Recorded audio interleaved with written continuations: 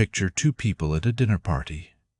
In the first 5 minutes, one mentions that she just closed a 7-figure deal, that her flight was upgraded, and that her new apartment has a view you would not believe.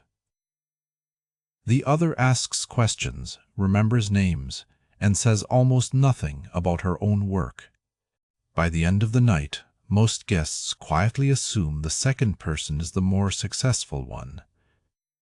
That is the paradox.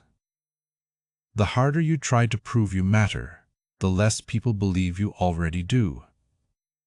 This is not a trick of modesty. It is a signal problem. Every time you volunteer an achievement without being asked, you are not simply sharing information. You are making a claim about how you want to be seen. And humans are extremely good at reading that claim as a request. The moment an accomplishment is offered as evidence of worth, the listener stops evaluating the accomplishment and starts evaluating the need. The need is the story, and it is a less flattering story than the resume. Think of it as a quiet auction. One person says, "I was invited to speak at an exclusive conference. The room hears the bid." Another person says, "I know the founders of that company." The room hears a higher bid. But the auction has a hidden rule. Every bid placed without being asked lowers the bidder's apparent value. The more you pay in credentials, the less status you receive. That is the paradox of validation. The mechanism is easy to name once you see it. Unsolicited self-promotion shifts the burden of proof. When you say you are important, you put the listener in the position of having to verify it. If they do not immediately trust you, they will look for contradictions.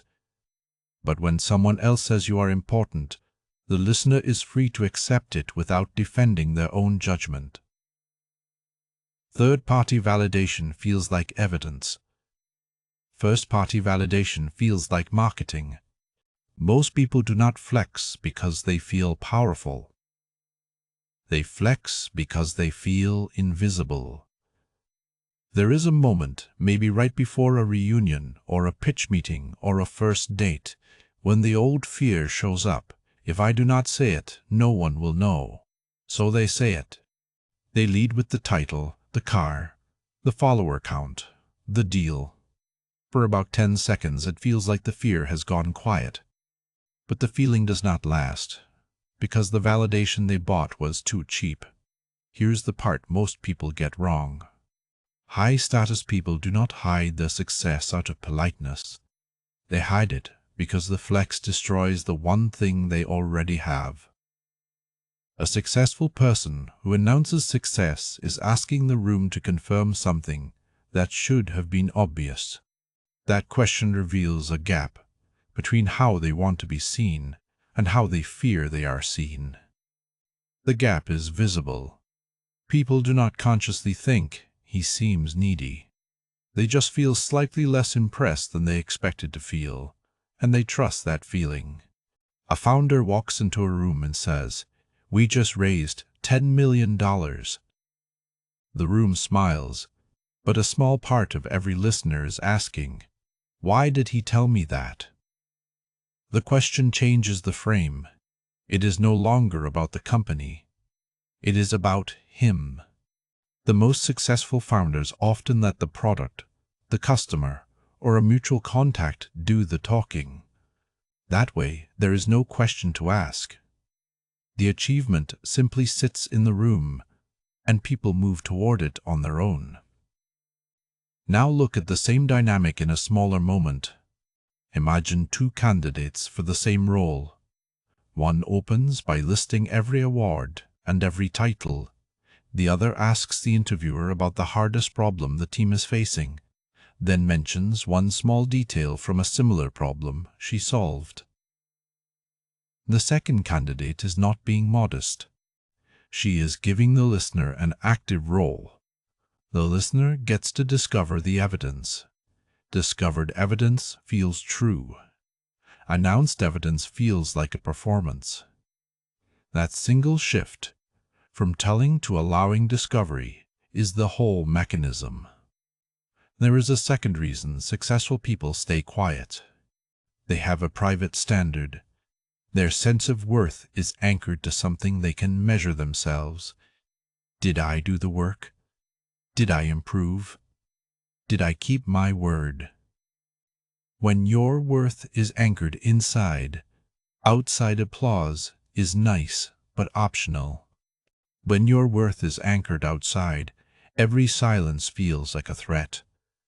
The flex is a desperate attempt to control the outside signal, but the attempt usually produces the opposite of control. Think about that for a moment. The person who needs the most validation is the person who is most sensitive to the room. They notice every raised eyebrow and every missed text. So they flex more, hoping to steady the room. But each flex increases the very anxiety it was meant to calm. The room does not get steadier. It gets more skeptical. And the person feels even less certain than before. That is why flexing is not just a social mistake. It is an anxiety loop. Here is another way to see it. Confidence is silent. Bragging is noisy because it is trying to convince the bragger, not the room. A surgeon does not need to tell you she is good. The calm way she speaks before a difficult operation tells you. An athlete does not need to say he is the best. The number of reps he has already done before sunrise tells you. The proof is in the steadiness, not the story. But the person who is not sure will keep talking because silence feels too much like being unseen. Most people think not flexing means hiding your achievements. That is not it. The opposite of flexing is not erasing yourself. It is letting the right moment pull the achievement out of you. When someone asks what you do, the skilled non-flexer gives a short answer and turns the question back. The fact does not disappear. It is simply not offered as a bid.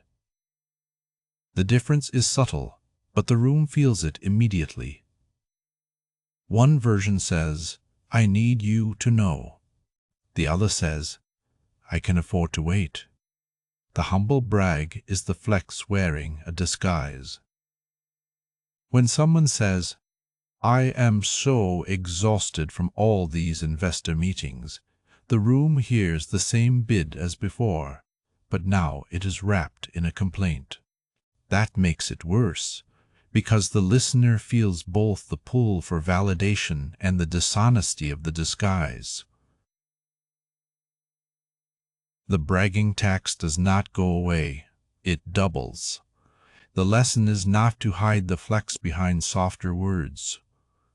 The lesson is to let the urge pass entirely. Some people take this too far.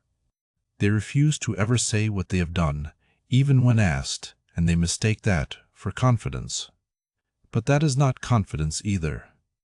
That is another kind of fear, the fear of being judged for wanting credit. The healthy version is simple. If someone asks, you answer cleanly. If they do not ask, you do not volunteer. The goal is not silence. The goal is appropriate timing. Now, shift to what this means in everyday life. You do not have to be a founder or a surgeon to feel the pull. Maybe you have done something hard, and you want to tell a friend before the conversation moves on.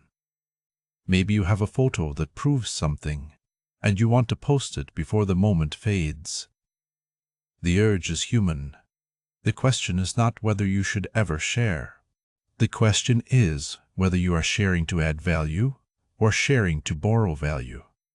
If you are sharing to add value, the act feels calm. If you are sharing to borrow value, the act feels urgent. Urgency is the tell. That urgency is the oldest signal in the room.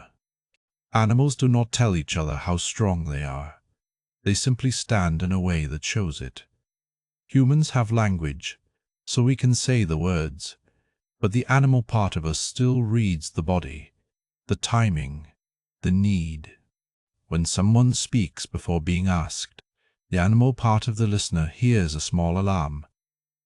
This one is afraid of losing rank. The alarm is not logical. It is fast and silent. It lowers the listener's trust. That is why the paradox holds even when the achievement is real. Consider a different kind of sharing. A person at a dinner party says, "I made a huge mistake on a project last year, and this is what it taught me." The room leans forward. Why? Because the speaker is not asking for status. She is offering a lesson. The cost of the story is hers. The benefit belongs to the listener. That exchange creates trust. It is the opposite of the flex, not because it is self-deprecating, but because it is generous. Here is a practical test. The next time you feel the urge to mention an accomplishment, pause for 3 seconds and ask, "Who is this for?" If the answer is, "I need them to know," let the moment pass.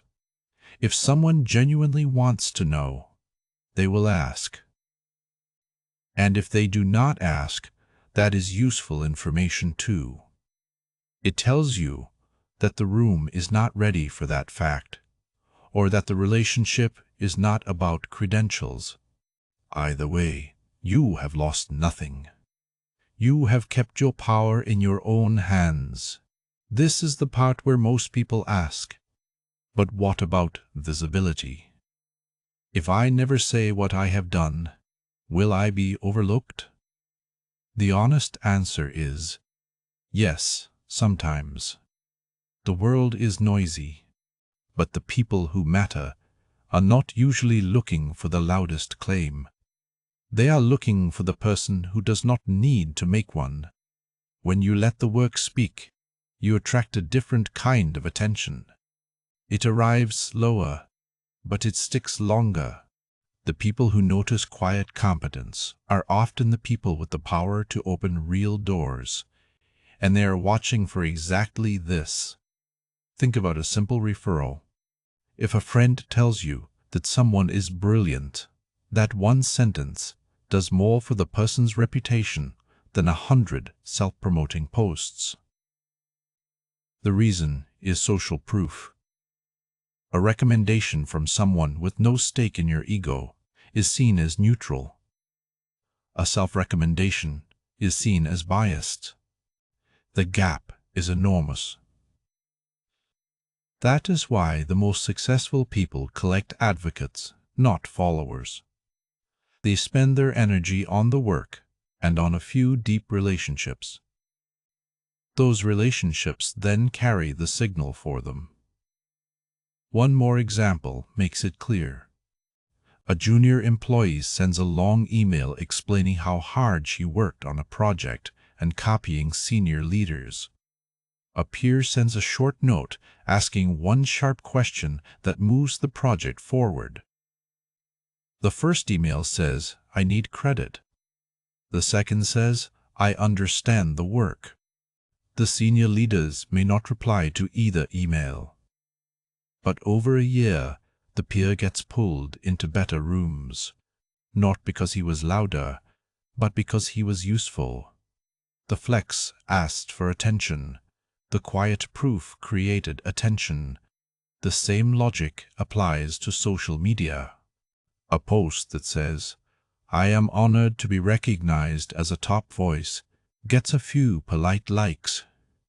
A post that shares one hard lesson from building something without a single credential gets saved and shared.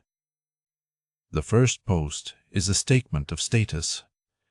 The second is a gift. People do not share gifts because they want to flatter the giver. They share gifts because the gift made them feel smarter. The first post borrowed validation. The second one generated it.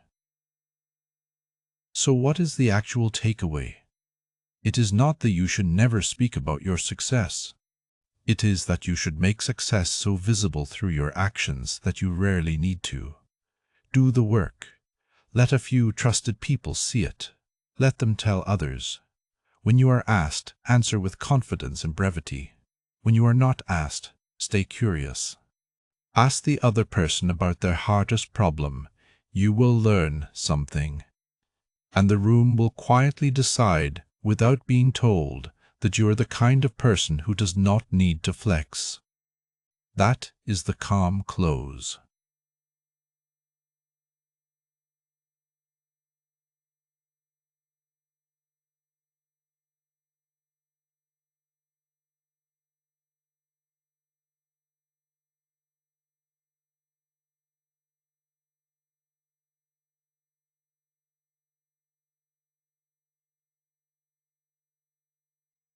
It is a reminder about where lasting worth comes from.